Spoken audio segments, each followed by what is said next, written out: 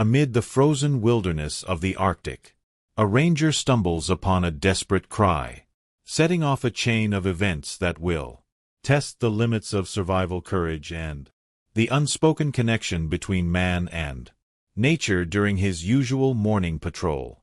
In the cold northern wilderness Arctic, Ranger Ethan Walker heard a loud, desperate cry. The frost was especially strong that day and the icy wind blew snow around, making it hard to see. Ethan followed the sound and reached a natural ice bridge over a partly frozen river. There he found a deep pit with a tired polar bear cub inside, already weak from the freezing cold and exhaustion despite the heavy snowfall. Ethan could see that the pit's walls had been changed on purpose. Poachers had made them steep and smooth. There were tool marks and fresh claw scratches on the ice, showing how hard the cub had tried to escape. The pit was deep and the edges had been covered with water which had frozen into a dangerously slippery surface. Ethan spotted a few drops of blood on the ice. The cub had hurt itself while trying to climb out. Looking around, Ethan spotted the mother bear trapped in a steel net set by the poachers. Her paw was badly hurt by the metal cables, and each attempt to free herself only worsened her injury. She looked helplessly in the direction of her struggling cub. The net was expertly set. The cables were anchored firmly to a massive ice block frozen deep into the ground. Each movement by the mother bear tightened the cables around her paw. The thermometer on Ethan's watch showed a further drop in temperature. Snow falling into the pit began to form an icy crust on the cub's fur. Its movements grew slower and its cries became weaker. Quickly assessing the situation, Ethan realized he needed to rescue the cub first, as its condition was critical. He took climbing gear from his backpack, a sturdy rope capable of holding a great weight, carabiners, and compact blocks to create a hoisting system. Ethan's hands began to go numb from the cold. Even in heated gloves, he methodically assembled the hoisting system, securing one end of the rope to a large ice outcrop. Time was against him. Every minute lost reduced the cub's chance of survival. His first attempt to throw a loop was unsuccessful. The icy rope didn't handle well with his frozen hands. The cub weakly jerked when the loop touched its side. The second attempt also failed as the loop slipped off the cub's snow-covered fur. Suddenly Ethan heard the distant hum of snowmobiles. It seemed the poachers were returning to check their traps. The ranger sped up his actions, realizing he had less time. The third attempt was successful. The loop securely wrapped around the cub. Lifting it required great care. Any sudden movement could hurt the weakened cub. Ethan slowly pulled the rope, trying to keep the cub away from the sharp ice edges. The hum of snowmobiles grew louder with one final pull. The cub was on the surface. Its body was covered in a layer of ice and its breathing was irregular. Ethan quickly examined the cub. Besides multiple small cuts, there were no severe injuries, but hypothermia posed a real threat. Taking a special thermal blanket from his backpack, he carefully wrapped the cub. The cub didn't resist it, seemed to understand that the man was trying to help. Its eyes were half closed from exhaustion, but they showed trust. Ethan hid the cub behind a big snowbank and went back to the mother bear. The lock on the chain was more difficult than he had expected. The poachers had used a special mechanism to prevent tampering. His fingers shook from the cold as he took out a multi-tool to work on the lock. Surprisingly, the mother bear became calm, as if she understood that he was trying to help. Her breath formed white clouds in the freezing air, and her dark eyes followed his every move. Ethan noticed that the blood on her paw had started to freeze. The sound of approaching snowmobiles grew louder now. Ethan could make out voices. The poachers were talking among themselves, clearly pleased with the prospect of their Catch the Ranger doubled his efforts. Working on the lock, the mechanism was tricky. Any wrong move increased the pressure on the mother bear's paw. Ethan acted cautiously, using his knowledge of such devices. His hands moved methodically despite the freezing cold and rising tension. The first level of security was disabled. After a few minutes, Ethan heard a quiet click inside the lock. One of the blocking mechanisms was deactivated. There were 2 more levels to go and time was running out. The poachers appeared suddenly. 3 armed men emerged from the snowstorm. The leader, a tall man with a gray beard, was the first to notice the empty trap. His face twisted in anger when he saw the tracks in the snow. The second poacher immediately headed toward the captured mother bear. Ethan continued to work on the lock, trying to stay hidden behind the massive bear. His fingers instinctively found the right mechanism. The second level of security was bypassed. Only the final, most difficult one remained. One of the poachers spotted movement and raised his gun. "Hey, someone's there," he shouted. Stepping forward, Ethan knew that time was running out. His fingers found the last mechanism in the lock. Sorry for the interruption. Before we continue with the story, I kindly ask you to like the video and subscribe to this channel. It is very important for us. Thank you very much. Sudden gust of wind lifted a veil of snow, momentarily blinding the poachers. That brief moment was all he needed. The lock finally gave way. The sound of the falling chain echoed in the frosty air.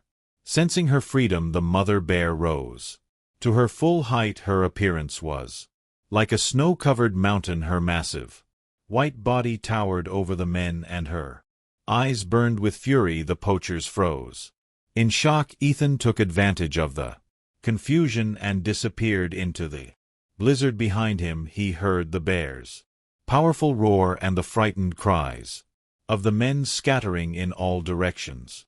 The ranger quickly made his way to where he had hidden the cub, knowing that the mother would find her cub by scent. From a distance, Ethan watched as the mother bear, after driving off the poachers, quickly found her cub. She carefully lifted it and carried it deep into the reserve to safer wintering places. The next 2 months were filled with tension. Ethan knew the poachers wouldn't forgive him for ruining their hunt. He started seeing unusual snowmobile tracks in remote parts of the reserve, as if someone was watching his patrol routes. On that crucial day, the temperature dropped even lower than normal. Ethan found fresh signs of poacher activity: trampled snow, cigarette butts, and snowmobile tracks. He took out his camera to record the evidence, not realizing that someone was already aiming at him. The first shot pierced the silence like a sudden crack in the frozen air. It sounded more like a pop than a true gunshot. Ethan's trained instincts kicked in. Immediately he realized the poachers were using blanks, a cunning trick designed to scare him, to make him move, to flush him out. They wanted to lure him into a trap, and it worked. Ethan ducked behind a snow-laden spruce, but it was too late. He was already surrounded. 4 armed men stepped out from the shadows of the trees, their weapons raised and their eyes sharp with intent. Among them, Ethan's gaze fell upon a figure he recognized instantly: the gay-bearded leader, a man with a reputation as ruthless as the Arctic cold. "Playing hero, are you?" the leader sneered, his voice dripping with contempt. He gave a silent signal with a flick of his hand, and the others closed in with military precision, his eyes glinting like ice under the pale winter sun, locked onto Ethan's with a cold, emotionless stare. Ethan reached for his radio in one last desperate attempt to call for help, but a brutal blow struck him from behind. He hit the ground hard. The wind knocked out of him, the snow stinging his face. He barely had time to react before rough hands grabbed him, flipping him over. Thick ropes were tied tightly around his wrists, the fibers biting into his skin. The poachers moved efficiently like professionals who had done this many times before. One of them knelt down and started rummaging through Ethan's backpack, scattering its contents into the snow without care. Field tools, a first aid kit, a compass, all of it went flying. The radio was tossed aside and landed in a snowbank with a muffled thump. His phone followed, vanishing beneath a fresh dusting of powdery snow. The gray-bearded man unrolled a worn map, its edges curled from years of use. He jabbed a finger at a specific spot. With authority. There, he barked. Not waiting for a response, he shoved Ethan forward, roughly forcing him to start walking. They trudged through the snow for what felt like an eternity, close to an hour of relentless cold and punishing wind. The snow beneath their feet grew deeper with every step, slowing their pace. Frost clung to every surface, and the icy wind howled louder as the beginnings of a blizzard took shape. Ethan's boots crunched with each step, but the sound was quickly swallowed by the storm as the cold seeped through every layer of his clothing. Ethan's hope began to fade. This area of the reserve was remote, rarely patrolled, and in such severe weather the chances of someone stumbling upon them were practically non-existent. He realized with a sinking feeling in his gut that the poachers had chosen their ground carefully, isolated, silent, and forgotten by all but the wind. Then all at once everything changed. One of the poachers, walking just ahead, suddenly stopped in his tracks. His body stiffened, his face turned pale, and his eyes widened with alarm. He had heard something that didn't belong to the soundscape of the storm. The others halted, sensing the shift in the air. Every man stood perfectly still, straining to hear through the howl of the wind. Then it came again, deep, resonant, and primal, a low, rumbling growl that seemed to vibrate through the ground itself. A massive white figure emerged from the curtain of snow, moving with a silent, eerie grace. Despite her size, she made no sound. As she advanced, the snow barely shifted beneath her powerful paws. Ethan's heart skipped a beat. He recognized her immediately by the old crescent-shaped scar across her front paw. It was her, the polar bear he had rescued 2 months ago when she had been injured and near death. Now she stood tall and imposing, her fur blending with the snow, her breath forming heavy clouds in the freezing air. "Don't move," the leader whispered, hoarsely, raising his rifle slowly, cautiously. But the bear had already stepped between Ethan and the poachers, planting herself like a living wall of muscle and fur. Her eyes never left the intruders. There was no fear in her, only purpose, a silent promise of protection. The poachers hesitated, caught between fear and bravado. They began to step back, slowly, their weapons still in hand, but lowering inch by inch. The snow groaned underfoot, and the tension in the air was almost unbearable. The bear let out another warning growl, low and thunderous. Her stance became more aggressive, her head slightly lowered, muscles tense. She didn't attack, but she made it absolutely clear no one would touch Ethan. Then one of the poachers broke. His nerves snapped in a moment of panic. He fumbled for his rifle, his hands shaking. The bear responded instantly. Her roar shattered the blizzard's howl, echoing through the trees like a drumbeat of fury. She surged forward a step, her massive frame seeming to double in size. As she towered over them, her teeth bared, her eyes blazing with primal warning.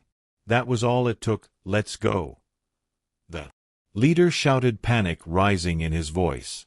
As he backed away, stumbling, the others didn't need to be told twice. They turned and fled, slipping and tripping through the deep snow in their haste to escape. Their fear overpowered their training, their greed, and even their hatred. In their mad rush they dropped everything, rifles, bags, supplies, all Abandoned in the snow, the bear didn't follow. She didn't need to. She remained still, a silent guardian watching the retreating men until they disappeared into the swirling white storm. Her breath came in heavy clouds and her ears twitched at every distant sound, ensuring the threat was truly gone. Only when silence returned did she turn her head, glancing down at Ethan, who still lay bound in the snow. The connection between them, built months ago in a moment of trust, was still there.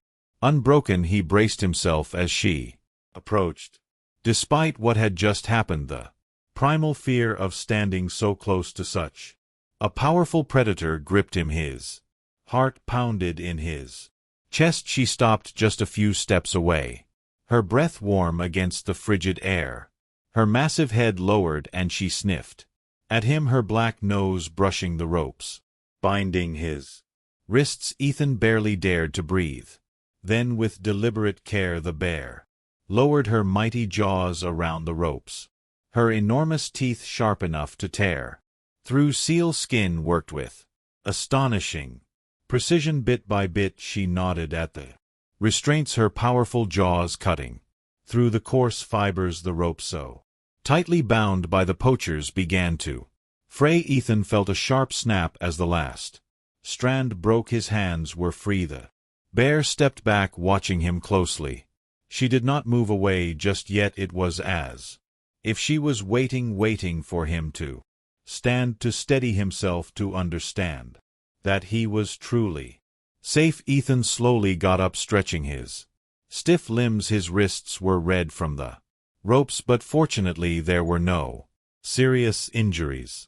"Thank you," he whispered, looking into the animal's dark eyes. The bear tilted her head slightly, as if understanding the word. In that moment, an extraordinary bond formed between human and wild animal, two beings who had saved each other stood together in the vast Arctic wilderness. Ethan knew he had witnessed something unique. A predator known for its ferocity had shown not only remarkable memory but also compassion. The bear didn't just recognize him, she had repaid her debt by saving him from mortal danger. After a few more moments, the bear turned and slowly walked away into the vast snow-covered tundra. Her massive figure faded into the blizzard, leaving only a trail of footprints in the snow and an unforgettable story of mutual survival. This experience changed Ethan's view of wild animals forever. He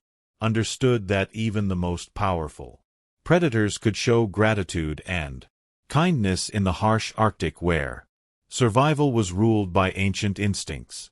An extraordinary connection between human and wild animal had been possible. Did you enjoy this story? Do you believe wild animals can truly recognize and repay an act of kindness? Let us know in the comments below. If you like the story, subscribe to this channel and leave a like. Kindness is never wasted. Sometimes it comes back when you least expect it. Thank you so much for listening. See you in the next video. Have a great day.